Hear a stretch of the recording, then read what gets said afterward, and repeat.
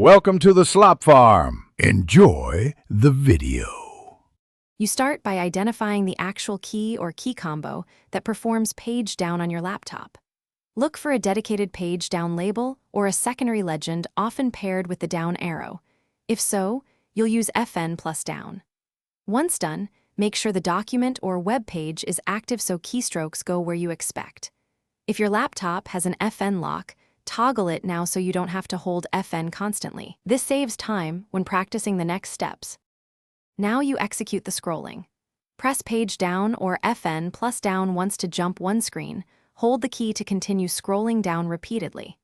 In web browsers, the spacebar works similarly. Press space to move down and shift plus space to go up, which is handy when page down is missing. If your laptop has a precision touchpad, try a 2-finger swipe or a configured 3-finger gesture to page down. These gestures often feel smoother and let you control speed. Finish by customizing shortcuts and confirming reliability. You can remap an unused key to page down in your operating system settings or with a lightweight utility if your laptop lacks the key. Make sure touchpad sensitivity and smooth scrolling options are set to your preference so gestures behave predictably.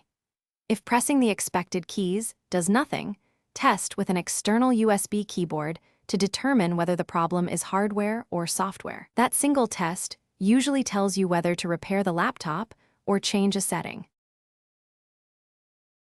Thanks for watching.